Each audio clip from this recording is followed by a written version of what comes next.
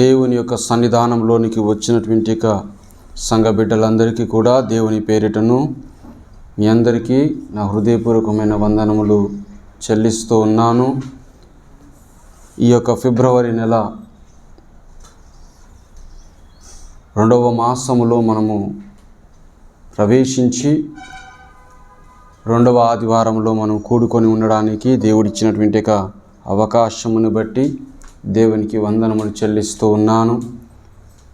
సంఘము కోసము, సంఘ బిడ్డల కోసము ఒకరికొకరు ప్రార్థన చేస్తూ ఉండండి. సంఘములో వచ్చేటువంటి బిడ్డలు దయచేసి నా కోసము లేకపోతే ఇంకోరి కోసము దయచేసి రాకండి, కానీ దేవుని వాక్యమును విని నా జీవితమును నేను కట్టుకోవాలన్న ఉద్దేశమును కలిగి ఉన్నవారు దయచేసి సంఘమునికి రావచ్చును. లేదు నాకు సంఘము కాస్త టైంపాస్గా మాత్రమే ఉండాలి అని అనుకుంటే అది ఈ సంఘము కాదండి.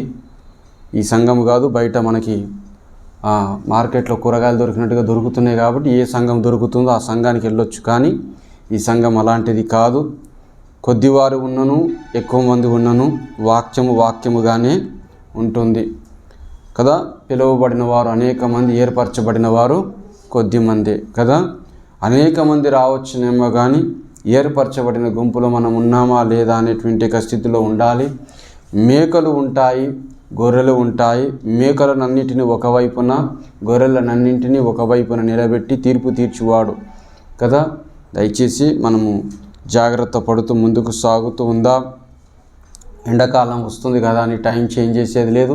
వర్షాకాలం వచ్చిందని టైం చేంజ్ చేయను, చలికాలం వచ్చిందని టైం చేంజ్ చేయను. ఏది ఉన్నాను ఇదే టైమింగ్ ఉండిద్ది. దయచేసి రాగలిగిన వారు రావచ్చును, రాలేనన్నటువంటి వారు దయచేసి మీరు మరలా ప్రార్థన పూర్వకంగా సిద్ధపాటు కలిగి సంఘానికి రావచ్చును. అంతేకాని టైం మాత్రం చేంజ్ అవ్వదు. ఇంకను చదివినటువంటి లేఖన వాక్యము యెషయా గ్రంథము 13వ అధ్యాయములో, నేను ఇది మూల ప్రసంగము కాదు, కానీ ఇది చదివినటువంటి ఆరాధన కార్యక్రమములో ఒక మాట నా మనసునకి తట్టినటువంటి మాటని నేను మీకు చెప్పాలని ఆశపడుచు ఉన్నాను. యెషయా గ్రంథము 13వ అధ్యాయము 4వ వచనములో ఏమని వ్రాయబడి ఉన్నది చూడండి. యెహోవా దినము వచ్చుచున్నది, ఘోషించుడి, అది ప్రళయము వలె సర్వశక్తుడగు దేవుని యొద్ద నుండి వచ్చును. ఏమమ్మా దొరకలే అమ్మా? 13:6. ఓకే, 13:6. యెహోవా దినము వచ్చుచున్నది, ఘోషించుడి, అది ప్రళయము వలె సర్వశక్తుడగు దేవుని యొద్ద నుండి వచ్చును. సరి చేసుకుందాం. 13వ అధ్యాయము 6వ వచనం. సో ఇక్కడ మాట్లాడుతున్నటువంటి మాటలలో యెహోవా దినము వచ్చుచున్నది, నిజమే. ఆయన దినము వచ్చుచున్నటువంటి దినములు రాబోతూ ఉన్నాయి. అంత్యకాలములలో మనము బ్రతుకుతూ ఉన్నాం. దేవుని కోసం ఎదురు చూచుచున్న వారముగా ఉన్నాం. మాట ఏమి సెలవిస్తూ ఉన్నది అని అంటే, ఆయన దినము వచ్చుచున్నది, ఘోషించుడి, అది ఎలా వస్తుందంట? ప్రళయము వలె సర్వశక్తుడగు దేవుని యొద్ద నుండి వచ్చును. ప్రళయం నీకు చెప్పొస్తుందా? ప్రళయం నీకు చెప్పొస్తుందా? ఇది చలికాలమా, వర్షాకాలమా, ఎండాకాలమా? నాకు ఈ టైం కుదరదు, మెల్లగా తర్వాత రా అని చెప్పేదే వచ్చేది అది కాదు. ప్రళయము వలె దేవుని యొక్క 2వ రాకడ వచ్చుచున్నది. మనమేం చేయాలి? బుద్ధి కలిగిన కన్యకల వలె మనము సిద్ధపాటు కలిగిన హృదయముతో మన దీపాలని మనము సరి చేసుకుంటూ ప్రార్థన జీవితమును వెలిగింప చేసుకొనుచు సిద్ధపాటు కలిగిన జీవితముతో ఉండాలి.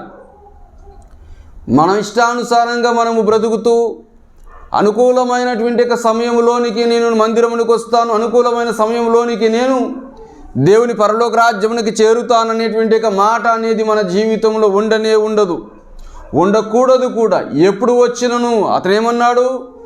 నేను దొంగ వలె వచ్చేదను. దొంగ ఎప్పుడు వస్తాడో ఎప్పుడు పోతాడో ఇంటి యజమానునికి తెలియదు. కాబట్టి మనం ఏమై ఉండాలి? సిద్ధపాటు కలిగిన హృదయముతో ఉండాలి. సిద్ధపడుతున్నామా? ప్రార్థన జీవితము కలిగి ఉన్నామా? వాక్యమును చదువుకుంటున్నామా? దేవుని సన్నిధిలో గడిపగలిగేటువంటి మనస్తత్వముతో ఉన్నామా?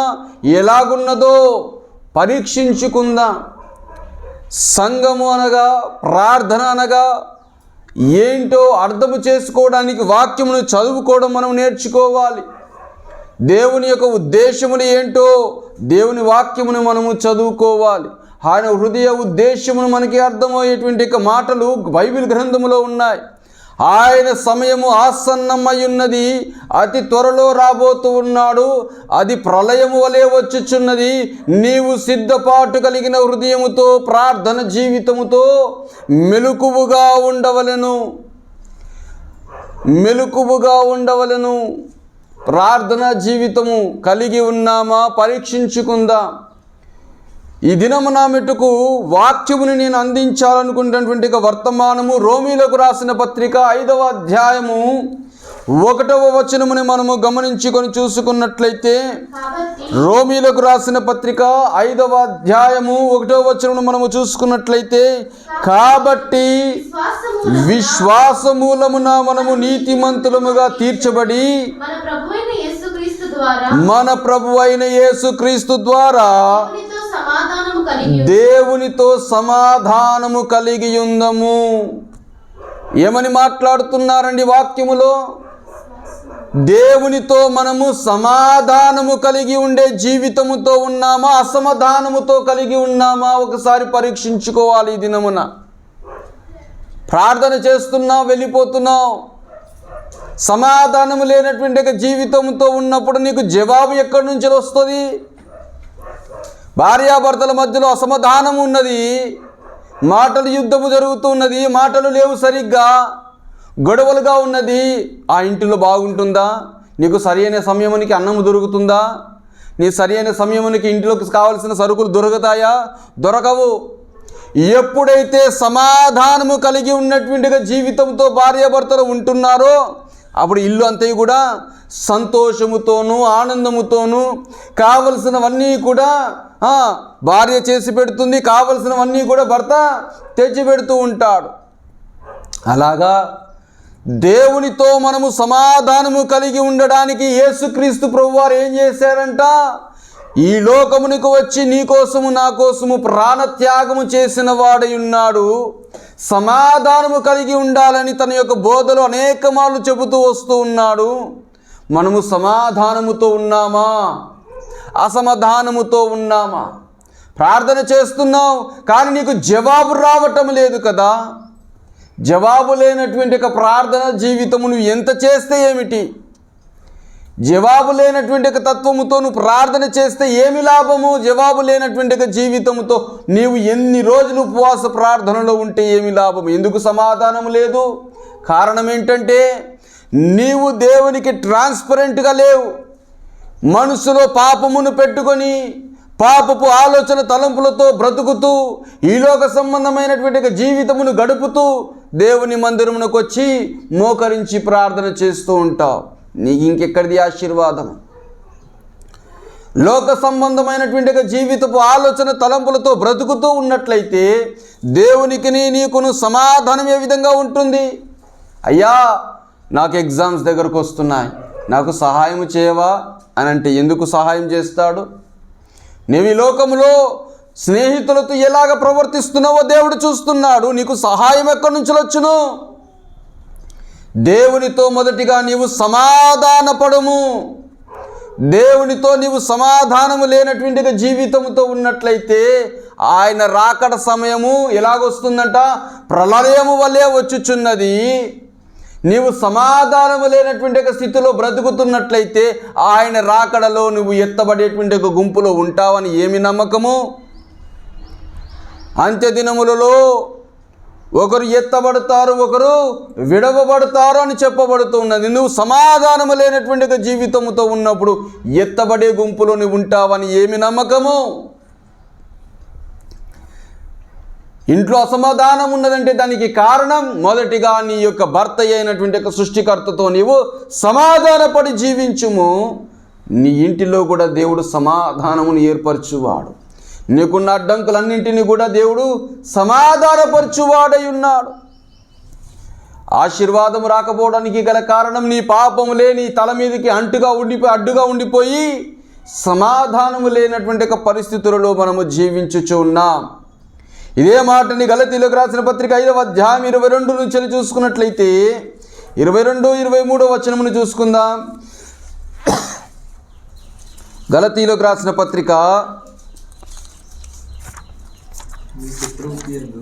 5వ అధ్యాయము అయితే ఆత్మ ఫలమేమనగా ప్రేమ, సంతోషము, సమాధానము,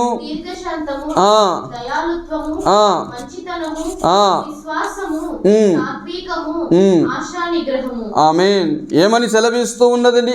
ఆత్మ ఫలమేమనగా అంటూనే ఏంటంటే ఆత్మ ఫలములో ఒక ఫలం ఏమిటి? సమాధానము. సమాధానము అనేటువంటి ఏ సమాధానం అంటే ఏ సమాధానము? క్వశ్చన్ చేసిన దానికి సమాధానం, ఆ సమాధానం కాదు నేను చెప్పేది. రాంగ్ అండర్స్టాండింగ్ ఉండొద్దండో. సమాధానం అంటే there must be a peace between God and the human being. నీకును దేవునికి మధ్యలో ఒక సమాధానం ఉండాలి, ఒక పీస్ ఉండాలి, ఒక నెమ్మది ఉండాలి. ఆ సమాధానము లేనటువంటి స్థితిలో ఉన్నప్పుడు దేవుడు నీకు జవాబు ఎందుకు ఇస్తాడు? దేవుడు నీకు జవాబు ఎందుకు ఇస్తాడు? దేవునితో మనము సమాధానము కలిగి ఉన్నప్పుడు మనము విశ్వాసములోనికి నడవబడడానికి ఒక అడుగు మనము ముందుకు వేస్తున్నట్టు. ఇందాక మనం చదువుకున్నాం ఈ రోమా 5:1 ఏమని చదువుకున్నాం? ఒకసారి చదువుకుందాం. కాబట్టి విశ్వాసము మూలమున మనము నీతిమంతులముగా తీర్చబడి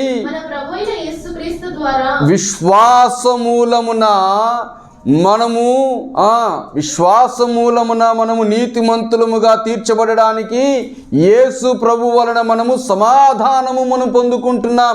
మనము సమాధానము పొందుకున్నప్పుడు ఆటోమేటిక్గా ఏమి దొరుకుతుంది? మనకి విశ్వాసం అనేది కూడా మనకి దొరుకుతుంది.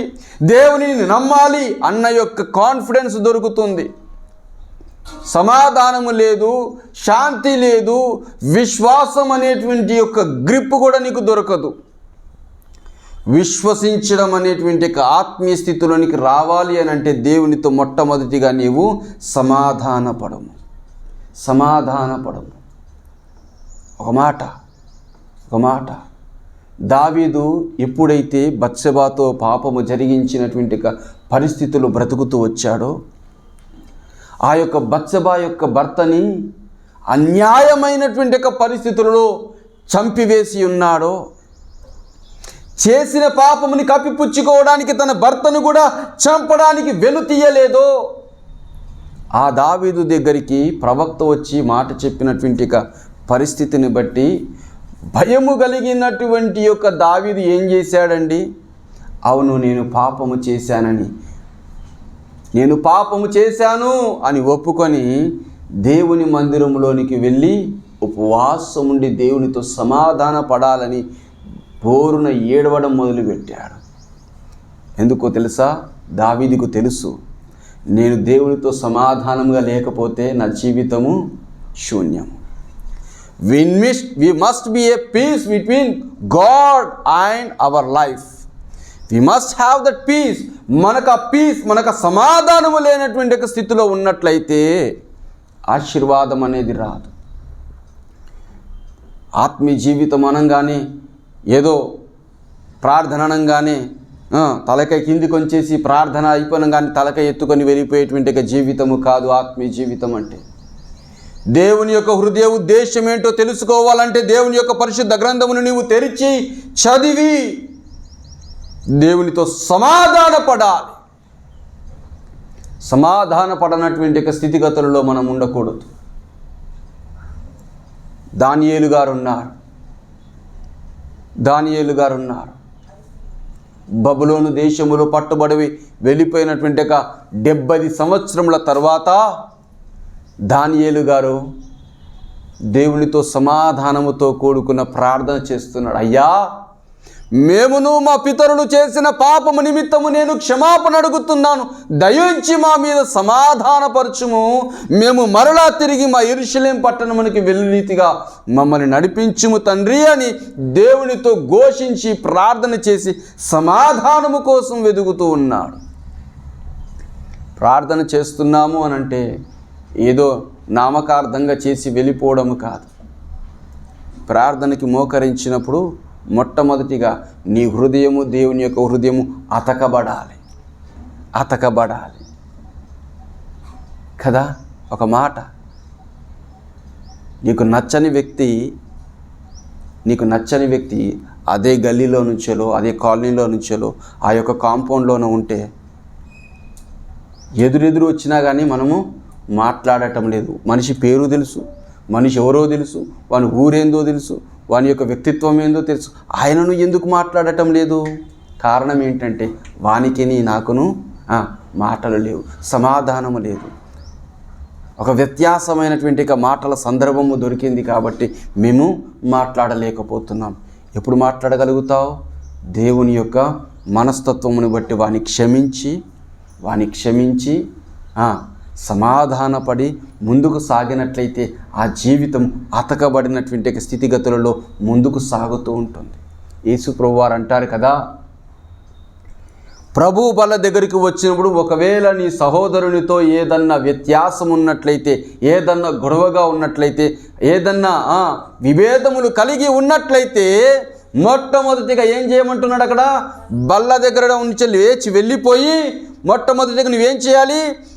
నీ సహోదరుని దగ్గరికి వెళ్ళి సమాధానపడుము అంటున్నాడు. సమాధానము లేనటువంటి స్థితిలోనే ఉండి దేవుని యొక్క బల్ల దగ్గరికి వచ్చి బలలో పాలు పొందాలనేటువంటి మనసు ఎంత భయంకరము. సమాధానము కావాలి. దేవుని యొక్క సన్నిధానములో నీకును దేవునికి మధ్యలో సమాధానం అనేది ఉండాలి. ఆత్మ ఫలములలో ఉన్నటువంటి ఫలము ఒకటి సమాధానము. There must be a peace. మనము సమాధానము కలిగి జీవించు వారముగా ఉండాలి. ఇదే మాటని సమాధాన బలి అనేటువంటి స్థితిగతులు మనకి కనబడుతూ ఉంటాయి. చూడండి, న్యాయాధిపతులు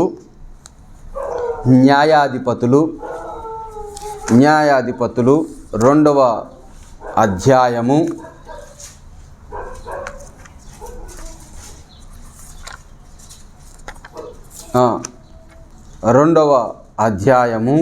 14 నుంచి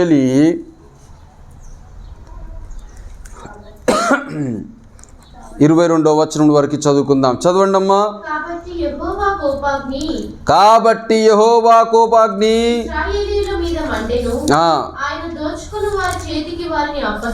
ఏం చేశాడంట? మరలా చదువుకుందాం. అక్కడ ఏమని చెప్పబడుతూ ఉన్నది? కాబట్టి యెహోవా కోపాగ్ని ఇశ్రాయేలీయుల మీద మండెను, ఆయన దోచుకొని వారి చేతికి వారిని అప్పగించెను. ఎందుకంట వారు ఇశ్రాయేలీయులను దోచుకొని ఆయన వారి చుట్టూనున్న వారి శత్రుల చేతికి వారిని అప్పగించెను గనుక వారు తమ శత్రుల ఎదుట నిలువలేకపోయిరి. మరలా చదువుకుందాం. ఏమని? కాబట్టి యెహోవా కోపాగ్ని ఇశ్రాయేలీయుల మీద మండెను. ఎందుకు మండింది? దేవునికి ఇశ్రాయేలీయులకి మధ్యలో ఒక సమాధానము లేదు. దేవుడు చెప్పే పనులు వారు చేయటం లేదు. దేవునితో ఉండవలసినటువంటి సంబంధం లేనటువంటి జీవితంతో బ్రతుకుతున్నారు. ఒక ఆత్మీయత లేదు, ఒక భయభక్తులు లేవు. దేవుడు చేసిన కార్యములను మర్చిపోయిన వారుగా ఉంటున్నారు. దేవుడు చేసిన మేలులను మర్చిపోతూ ఉన్నారు. దేవుడు ఎవరో అన్న పరిస్థితుల్లో బ్రతుకుతూ ఉన్నారు. దేవునితో సమాధానము కలిగి ఉండేటువంటి జీవితముని కోల్పోయినటువంటి ఇశ్రాయేలీయులకి దేవుడు ఏం చేశాడో తెలుసా? మనం చదువుతున్నటువంటి 14వ వచనంలో 2వ అధ్యాయము న్యాయాధిపతులు 14వ వచనంలో ఏమని చెప్పబడుతుంది? యెహోవా కోపాగ్ని ఇశ్రాయేలీయుల మీద మండెను, ఆయన దోచుకొని వారి చేతికి వారిని అప్పగించెను. నా జీవితము క్షేమకరముగా ఉండాలి అనంటే నీ జీవితము నా జీవితము దేవునితో సమాధాన పడినప్పుడు నీ శత్రువుల దగ్గర కూడా దేవుడు నీకు సమాధానముని ఏర్పాటు చేస్తాడు. ఉన్నామా? దేవునితో నువ్వు సమాధానముగా ఉన్నావా? దేవుని యొక్క ప్రార్థన మందిరములో నువ్వు దేవునికి సమాధానముతో కూడుకున్న ప్రార్థన చేయగలుగుతున్నావా? దేవునికి నీకు మధ్యలో ఒక అండర్స్టాండింగ్ నేచర్ ఉన్నదా? అండర్స్టాండింగ్ నేచర్ లేకపోతే నీ యొక్క జీవితంలో నీవు ఆశీర్వాదముని కోల్పోతున్నావు. చదువుకుందాం ఏమని, ఇంకా ఏమని చదువుతున్నాం అక్కడ? ఇశ్రాయేలీయుల మీద మండెను ఆయన, దోచుకొని వారి చేతికి వారిని అప్పగించెను. వారు ఇశ్రాయేలీయులను దోచుకొని ఆయన వారి చుట్టూనున్న వారి శత్రువుల చేతికి వారిని అప్పగించెను కనుక వారు తమ శత్రువుల ఎదుట నిలవకపోయిరి. యెహోవా వారితో చెప్పినట్లు, యెహోవా వారితో ప్రమాణము చేసినట్లు వారు పోయి ప్రతి స్థలమున వారికి బాధ కలుగ చేయుటకు యెహోవా వారికి శత్రువాయెను గనుక. ఎవరండి శత్రువు అయిపోయింది ఇప్పుడు? ఇశ్రాయేలీయులకి శత్రువులు ఫిలిస్తీయులు, సిరియనులు కాదండి. యెహోవాకు నువ్వు శత్రువుగా మారితే నీకు మిగతా అంతే కూడా శత్రుత్వంతోనే జీవిస్తావు, శత్రుత్వముతోనే బ్రతుకుతావు. నీవు మొదటిగా దేవునితో సమాధాన పడడం నేర్చుకో. ఆయన నీ కోసం ఈ లోకమునకు వచ్చింది దేవునికి నీకును మధ్యలో ఒక సమాధానం ఉండాలని, విశ్వాసములో బ్రతకాలని. యేసుక్రీస్తు ప్రభువారు ఈ లోకమునకు వచ్చి నిన్ను ఒక జీవితంలోనికి నడిపించాలని ఆశపడుచున్నట్లయితే, నీవు సమాధానము లేనటువంటి ఒక పరిస్థితిలో ఉన్నట్లయితే, దేవునికి నీవు శత్రువుగా ఉన్నప్పుడు ఖచ్చితంగా ఏమవుతుంది? నీవును దేవుని యొక్క శత్రువులకి అప్పచెప్పబడుతున్నావు. నీ ఇంటిలో వారికే, నీ బంధువులకే, నీ స్నేహితులకే, నీ వారికే నీవు శత్రువుగా ఎందుకు మారుతున్నావో తెలుసా? దేవునితో మొదటిగా నీవు సమాధానము లేవు కాబట్టి. నువ్వు దేవునితో సమాధానపడు, దేవుని దగ్గర మోకరించి ప్రార్థన చేయి. ఎప్పుడైతే దేవునికి విరుద్ధమైనటువంటి ఒక పని దావీదు గారు చేసి ఉన్నారో, దేవునికి దావీదుకు మధ్యలో ఒక విభేదములాగా ఒక గ్యాప్ ఏర్పడేసరికి దావీదుకు భయం వేసింది. అయ్యా, నా పాపముని కడిగివేయము, నన్ను క్షమించము, నీవు లేకపోతే నా యొక్క జీవితము శూన్యమయ్యా. అందుకే దావీదు ఏమని ప్రార్థన చేస్తాడో తెలుసా? నా ప్రాణమా, ఆయన చేసిన మేలులను దేనిని నీవు మరువకుము, because he gave a peace between you and me. ఆయన సమాధానపరచువాడై ఉన్నాడు. సమాధానము లేనటువంటి ఒక స్థితిలో ఉన్నప్పుడు మన చుట్టూ ఉన్నవారే మనకి శత్రువుగా మారుతూ ఉంటారు. ఉదాహరణ చూడండి, మన మనసులో ఒక పరిస్థితి ఏదన్నా ఉన్నప్పుడు అది అయిష్టముగా ఉంటే నువ్వు ఎదుటోడు ఎన్ని మంచి మాటలనే చెప్పి అది నీకు నచ్చదు. ఎందుకు? ఫస్ట్ నీ యొక్క మనసులో అది ఏమని ఫీడ్ అయి ఉన్నది? వద్దు అనేది ఒక ఫీడ్ అయి ఉన్నది. కాబట్టి నువ్వు ఎన్నన్నా మంచి పనులు చెప్పు, ఎన్నన్నా మంచి మాటలు చెప్పు, అది నీకు వద్దుగాక వద్దు అన్న మనసులోనే ఉండిపోతున్నావు.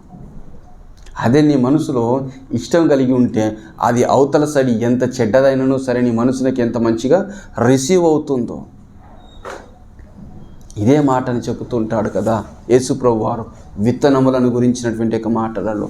నీ యొక్క హృదయము మంచి నేలగా ఉన్నప్పుడైతే ఆ యొక్క మంచి నేల మీద నాటబడినటువంటి ఆ విత్తనము దేవుని వాక్యము ఫలించి అభివృద్ధిలోనికి వచ్చే పరిస్థితిలోనికి నడిపిస్తుంది.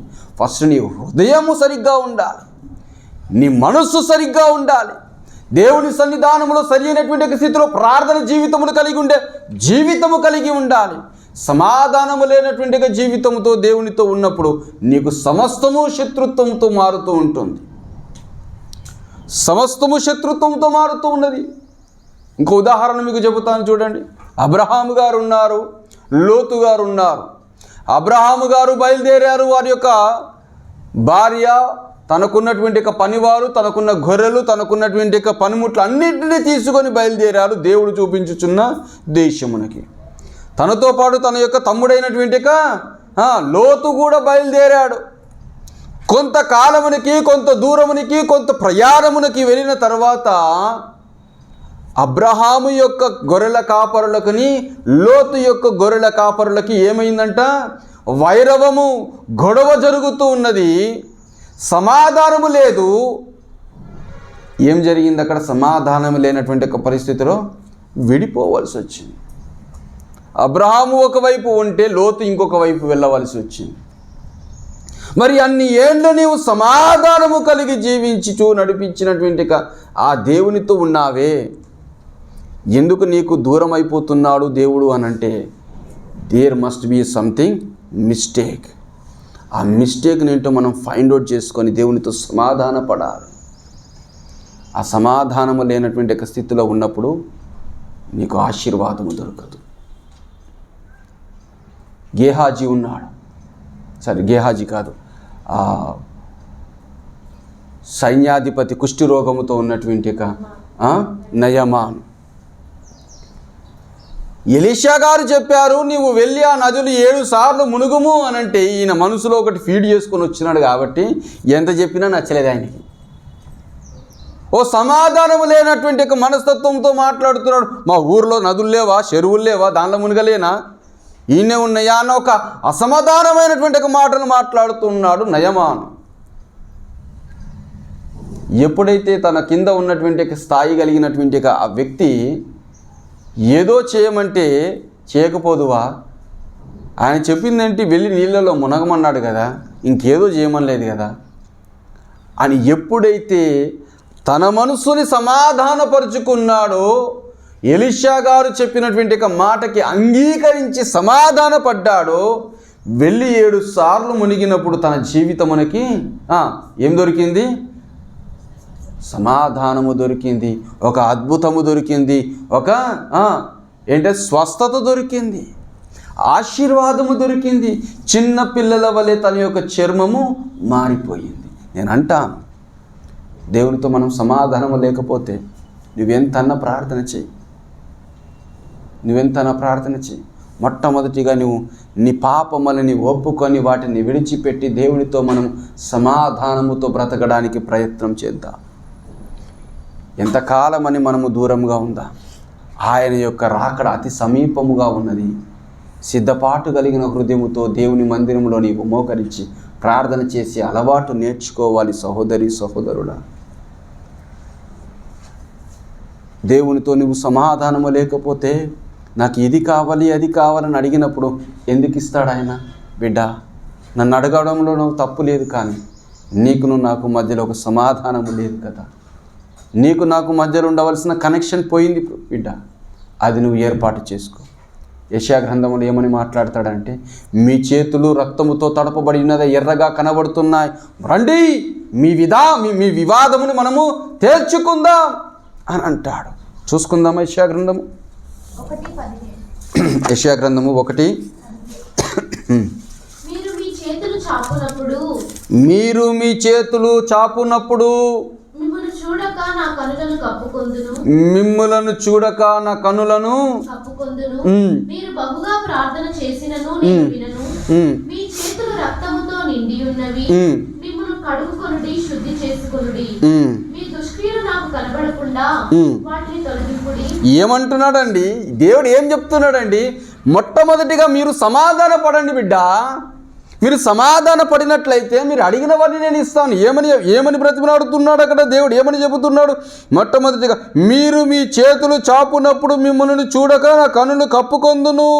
మీరు బహుగా ప్రార్థన చేసినను నేను వినను. మీ చేతులు రక్తముతో నిండి ఉన్నవి, మిమ్మును కడుక్కొనుడి, శుద్ధి చేసుకొనుడి. కడుక్కొనుడి, శుద్ధి చేసుకొనుడి అంటే ఏంటి? మీరు నాతో మొదటిగా సమాధానపడుడి. సమాధానము లేనటువంటి జీవితంతో బ్రతుకుతూ నాకు ఇది కావాలి అది కావాలని ప్రార్థన చేస్తే ఎక్కడ దొరుకుతుంది? దొరికిద్దంటారా? దొరకదు కదా. దొరకాలి అని అంటే మొట్టమొదటిగా నీవు సమాధాన పడాలి.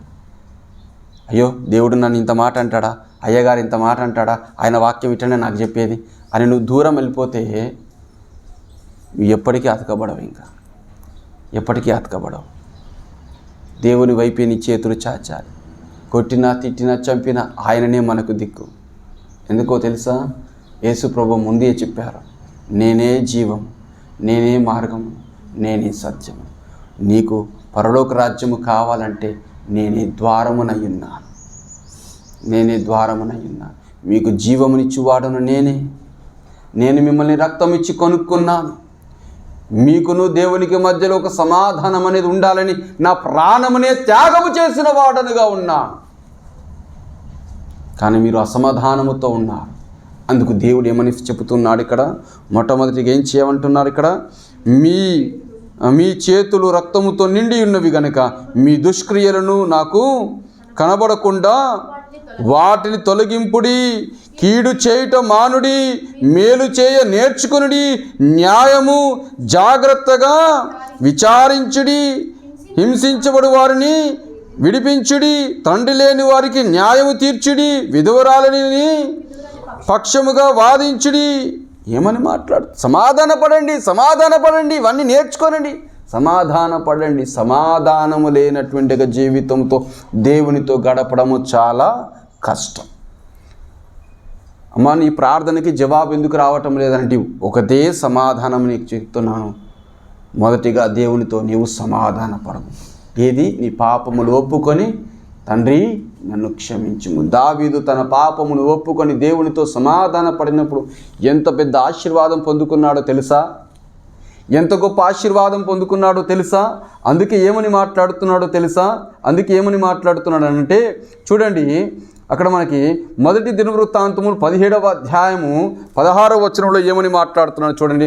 మొదటి దినవృత్తాంతములు 17వ అధ్యాయము 16వ వచనములు ఏమని మాట్లాడుతున్నాడో చూడండి. రాజైన దావీదు వచ్చి యెహోవా సన్నిధిని కూర్చుండి ఏమని మనవి చేస్తున్నాడో తెలుసా? దేవా యెహోవా, నీవు నన్ను ఇంతగా హెచ్చించుటకు నేను ఏ పాటి వాడను? నా ఇల్లు ఏ పాటిది? ఎందుకు హెచ్చించాడో తెలుసా? దేవునితో సమాధానము కలిగి జీవించడము తను నేర్చుకున్నాడు. దేవునితో సమాధానము కలిగి ఉందా? ఆయనతో నువ్వు సమాధానము లేకపోతే ఎంత ప్రార్థన చేసినా నీకు జవాబు దొరకదు చెల్లె, నీకు జవాబు దొరకదు తమ్ముడా. దావీదు తన ప్రార్థన ఎంత చక్కగా చేస్తున్నాడు. దేవుడు తనని హెచ్చిస్తున్నాడు. ఎందుకో తెలుసా? దావీదు తన మనసులో ఒకటి నిశ్చయత కలిగి ఉన్నాడు. నేను దేవుని మందిరమును కట్టాలి అని ఆశపడినప్పుడు దేవుడు తన యొక్క దాసుడు ప్రవక్తతో మాట్లాడి చెప్పి పంపించినటువంటి మాటను బట్టి, నీ యొక్క కడుపున పుట్టిన నీ కుమారుడు నా మందిరమును కట్టును అని చెప్పినప్పుడు ఆ మందిరము కట్టినటువంటి ఆ కుమారుని నేను ఆశీర్వదిస్తాను. నీ సింహాసనం మీద ఎప్పటికీ నీ ఒక రాజుని నేను నియమించుచున్నాను అని ఆశీర్వదించినప్పుడు బోరున ఏడుస్తున్నాడు దావీదు దేవుని సన్నిధిలో. అయ్యా, నేను ఏ పాటి వాడనయ్యా, నా ఇల్లు ఏ పాటిదయ్యా, గొర్రెలు కాచుకునే వాడనయ్యా, నాకు ఏది తెలియదయ్యా, నేను చిన్నవాడనని నా అన్నలు నన్ను తృణీకరించారయ్యా. గొలియాతు దగ్గర హెచ్చించింది నీవే అయ్యా. గొర్రెలని కాపాడడానికి సింహాల చేతుల నుంచి నన్ను విడిపింపచేసిన వాడవు నీవే అయ్యా. ఎలుగుబంటి చేతుల నుంచి నన్ను రక్షించిన వాడవు నీవే అయ్యా. ఇంతగా నన్ను హెచ్చించింది నీవే, నా కుటుంబం ఏ పాటిదయ్యా. ఒక రాజుగా నియమించావు. కానీ ఒక మాట గ్రహించండి చెల్లెలు, తమ్ముడా, ఇదే ఇజ్రాయేలీలకి రాజుగా నియమింపబడినటువంటి ఒక సౌలు రాజు దేవునితో సమాధానమును కోల్పోయినప్పుడు విభేదము జరిగింది. ఆయన ఎంత వెతికినను సౌలు రాజుకి సమాధానము దొరకలే. తన జీవితంలో అంత్య దినములలో ఫిలిస్తీయులకి ఆయనకి యుద్ధము జరగబోతున్నటువంటి పరిస్థితులలో సౌలు రాజు ఏం చేశాడండి? దేవుని మందిరంలోనికి వెళ్ళి ప్రార్థన చేసినప్పుడు ఉరిమితోనైనను, దర్శనముల ద్వారానైనను, కలల ద్వారానైనను, ప్రవక్తల ద్వారానైనను అతనికి సమాధానం అనేది దొరకక ఆగిపోయింది. మనకి మొదటి సమూయేలు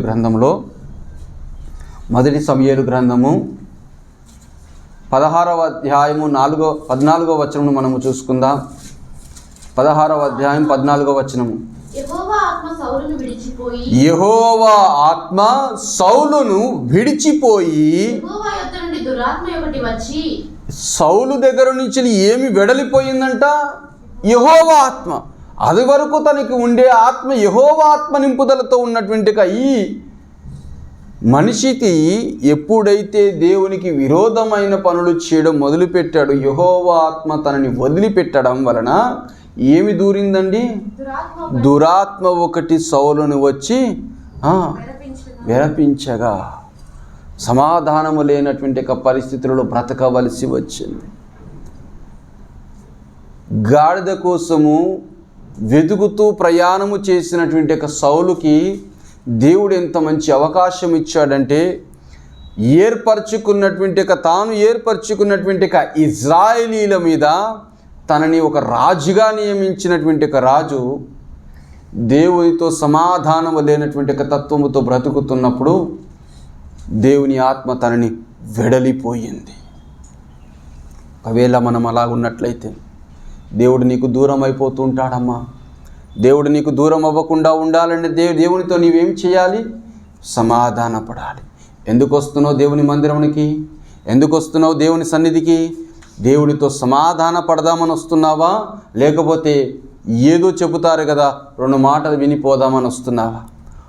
దేవుని మాటలు వింటున్న సహోదరి సహోదరుడా, ఒక మాట చెబుతున్నాను.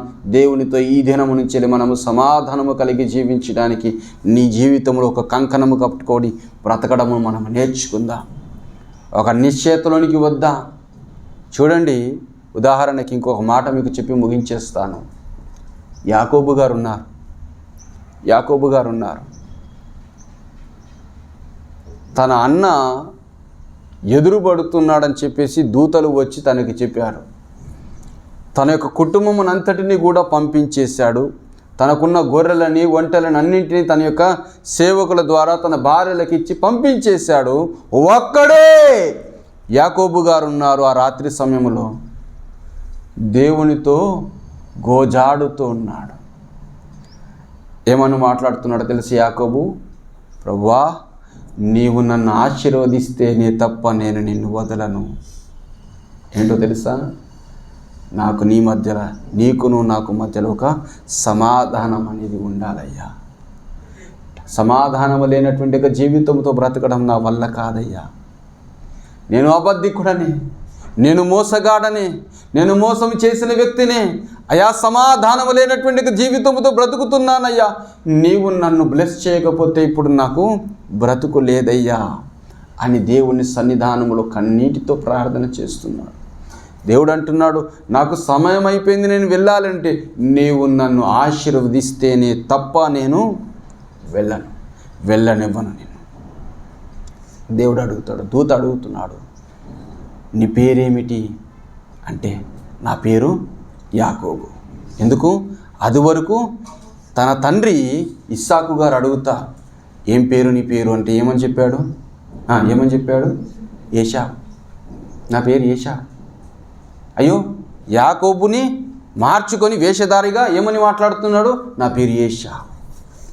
మోసముతో బ్రతకినటువంటి యొక్క యాకోబు దేవుడితో గోజాడుతూ మాట్లాడుతున్నాడు. నన్ను బ్లెస్ చెయ్యి అన్నప్పుడు దేవుడు అడుగుతున్నాడు దూత, ఏమని? నీ పేరు ఏమిటి అని అంటే నా పేరు యాకోబు. నేను ఒక మోసగాడినే. నీవు మోసగాడివే, కానీ ఇక మీదట నువ్వు మోసగాడివి కాదు. నువ్వు ఆశీర్వదించబడేటువంటి ఒక జనముగా ఉన్నావు కాబట్టి ఇక మీదట నుంచి నీ పేరు ఇజ్రాయేల్ అని ఆశీర్వదించాడు. అందుకు ఏమని మాట్లాడుతున్నాడో తెలిసి యాకోబు చూసుకుందామా? ఒక మాటగా చూసుకుందామా?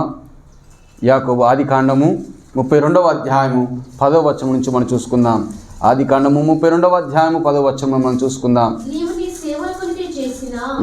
సమస్తమైన ఉపకారములకును సమస్త సత్యములకును అపాత్రుడను ఎట్లనగా నా చేతి కర్రతో మాత్రమే నేను యోర్దాను నదిని దాటి తిని ఇప్పుడు నేను రెండు గుంపులైతిని. నా సహోదరుడైన ఏశావు చేతి నుండి దయచేసి నన్ను తప్పించుము. అతడు వచ్చి పిల్లలతో తల్లిని నన్నును చంపునేమో అని అతనికి భయపడుచున్నాను.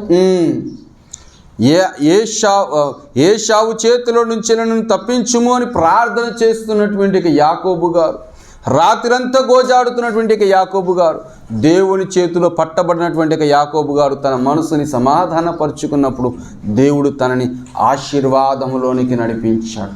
దేవునితో మనం ఈ దినమున సమాధాన పడదామా? దేవునితో నువ్వు సమాధాన పడేటువంటి జీవితంతో ఉన్నట్లయితే ఖచ్చితంగా నిన్నును నన్ను దేవుడు ఆశీర్వదించడం మొదలు పెడతాడు. మనకి దేవునికి మధ్యలో గ్యాప్ ఎందుకు ఏర్పడుతుందో తెలుసా? పాపము వలన మనము దూరం అయిపోతున్నాం. ఆదాముతో చెబుతాడు, నీవు తినదినమున నిశ్చయముగా నీవు చచ్చెదవు. ఏంటి చచ్చిపోవడం అంటే ఏంటి? దాని అర్థము నీకును నాకు మధ్యలో ఉండవలసినటువంటి ఒక సమాధానము చచ్చిపోతుంది. ఆదామా, ఆ కనెక్షన్ కట్ చేయకు ఆదామా అని ఎంతో చెప్పాడు. కొన్ని సంవత్సరములు దేవునితో సమాధానపడ్డాడు. ఆ ఆనందము కలిగినటువంటి దేవుడు ప్రతి సాయంత్రమున ప్రతి సాయంత్రమున ఆదాముతో మాట్లాడదామని వచ్చేటువంటి పరిస్థితులు. ఎవరు లేరు చుట్టూ, మనుషులు ఆదాము అవ్వ మాత్రమే ఉన్నారు. దేవుడు ఎంత కనికర పూర్ణుడు అంటే ఒంటరిగా ఉన్నటువంటి ఆదాముకి నేను ఒక జతను చెయ్యాలి అనేటువంటి ఒక ఉద్దేశముతో చక్కటి అందమైన భార్యను కూడా అనుగ్రహించాడు. చక్కటి అందమైనటువంటి ఒక భార్యనిచ్చాడు. అన్నీ కూడా జతలుగా ఉన్నాయి. మనిషి మాత్రమే ఒంటరిగా ఉన్నాడని ఒక జతను ఏర్పాటు చేశాడు. ఎంత కనికర పూర్ణుడో మన దేవుడు. కానీ ఎప్పుడైతే మోసపరచబడినటువంటి ఒక మాటలతో ఆదాము తన యొక్క కనెక్టివిటీని పోగొట్టుకున్నాడో, తన సమాధానము దేవునితో ఉండాలన్న ఉద్దేశముతో మనసు కలిగినటువంటి మనసు లేక, ఆదామా నేను తినవద్దన్నటువంటి ఒక పండుని నీవు తిన్నావా అని అడిగితే ఏమని చెప్పాలి? అయ్యా నన్ను క్షమించయ్యా, నేను తిన్నాను అని చెప్పవలసినటువంటి ఒక ఆదాము ఏమని చెబుతున్నాడు? నేను కాదు తిన్నది, నువ్వు ఇచ్చినవే, ఆమె నన్ను మోసం చేసిన. అంటిబేటికి ఇప్పుడు ఏమంటున్నాడు? దాని అర్థం నాది ఏం తప్పులే, చేసిన తప్పల్లా నీదే అన్న యొక్క సమాధానంతో వెళ్ళిపోయింది. అది ఎంత పాపము! అసమాధానముతో ఉన్నటువంటి జీవితం వలన జీవితాలు నాశనం అయిపోతున్నాయి. సమాధానము లేనందువలన చాలామంది వారి ప్రాణములని కోల్పోతున్నారు కూడా. సమాధానము లేనటువంటి స్థితిలో ఉన్నప్పుడు ఉరివేసుకొని చచ్చిపోతున్న వారు చాలామంది ఉన్నారు. అయ్యో మా అమ్మగారు ఏమంటారు, మా నాన్నగారు ఏమంటారు, అయ్యో అన్న యొక్క సమాధానము లేనటువంటి జీవితంతో ఉండి మరణించేవారు చాలామంది ఉన్నారు. చచ్చిపోతున్నారు. వారి యొక్క జీవితముని చంపేసుకుంటున్నారు. దేవుడు అంటున్నాడు, రండి సమాధాన పడండి. మీకును నాకు మధ్యలో ఉన్నటువంటి వైరవము విభేదములు ఏది ఉన్నను సరే వాటిని ఒప్పుకోనండి, విడిచిపెట్టండి. నాతో మీరు సమాధానము కలిగి ఉన్నప్పుడు మీ శత్రుని ఏం చేస్తాడు? స్నేహితులుగా కూడా చేయగలిగేవాడై ఉన్నాడు. ఎప్పుడైతే లోతు జీవించుచున్నటువంటి ఒక ప్రదేశంలో పాపము జరుగుతూ ఉన్నదో, ఆ పాపం ఎంతగా ఉన్నదంట? ఆకాశమునంటున్నంతగా పాపము విస్తరించిపోయిందంట. ఎప్పుడైతే అది ఆ యొక్క సొదొమ గొమొర పట్టణములు పాపముతో విస్తరించి దేవునికి మనుషులకి మధ్యలో ఉండవలసిన సమాధానం అనేది లేకుండా పోయిందో, దాన్ని ఏం చేశాడండి దేవుడు? శభాష్ అన్నాడా? ముద్దు పెట్టుకున్నాడా? అగ్నితో కాల్చేశాడండి. నటన జీవితం ఆపేద్దాం. లోకమంతటా పాపముతో నిండిపోయినప్పుడు, మనుషులకి దేవునికి మధ్యలో ఉండవలసిన సమాధానము లేనప్పుడు నోవాహుని పిలిచాడు. ఒక ఓడను తయారు చేపించాడు. వారి కుటుంబమును దానిలో పెట్టారు. కొన్ని జంతువులని దానిలో పెట్టేశాడు. లోకమంతటిని ఎందుకు చంపేశాడో తెలుసా? మనిషికి దేవునికి మధ్యలో ఉండవలసిన సమాధానము లేనటువంటి ఒక పరిస్థితిలో ఉన్నారు. కారణం మనిషి పాపము చేస్తున్నారు. పురుషుడు పాపం చేస్తున్నాడు. జంతువులు పాపము చేస్తున్నాయి.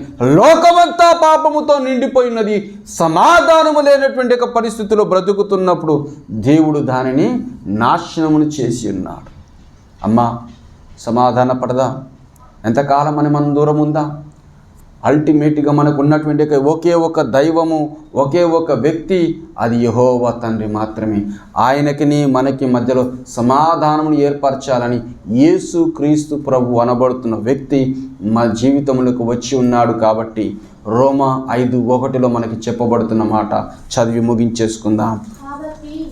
కాబట్టి విశ్వాస మూలమున మనము నీతిమంతులముగా తీర్చబడి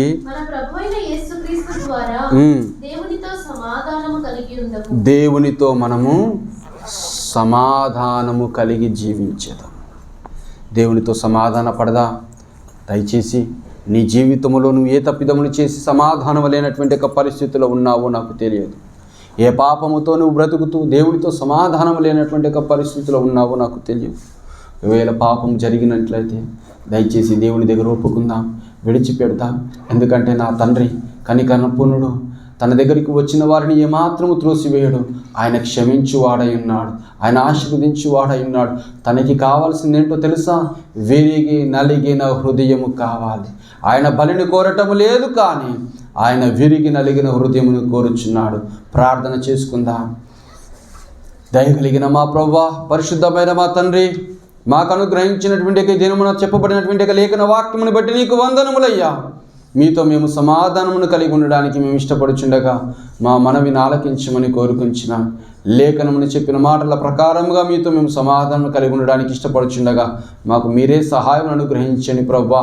ఇదిగో తను మీ బిడ్డలను ఆశీర్వదించండి. వారి జీవితంలో ఏ పాపముతో నీకు దూరముగా ఉండి ఉన్నారో, మేము ఏ పాపము చేసి ఇదిగో తను మీకు దూరం అయిపోయి ఉన్నామో వాటి నిమిత్తం మేము క్షమాపణ అడుగుతున్నాం. మమ్మల్ని ఆశీర్వదించమని కోరుకుంటున్నాం, మమ్మల్ని దీవించమని కోరుకుంటున్నాం. మా పాపమును ఒప్పుకొని వాటిని విడిచిపెట్టి నూతనమైన జీవితంతో బ్రతకాలని ఆశ కలిగి ఉంటున్నాం. ప్రభువా, మా మధ్యలోనికి దిగిరమ్మని కోరుకుంటున్నాం. సమాధానం లేనటువంటి స్థితిలో ఒకవేళ ఈ సంఘం ఉన్నట్లయితే దేవా, మా పాపం ఒప్పుకుంటున్నాం. ప్రభువా, సంఘంలో ఒకసారి దర్శించమని కోరుకుంటున్నాం. నూతన ఆత్మను నడిపించమని కోరుకొనిచున్నాం. మీ బిడ్డలందరినీ కూడా దీవించమని కోరుకొనిచున్నాం.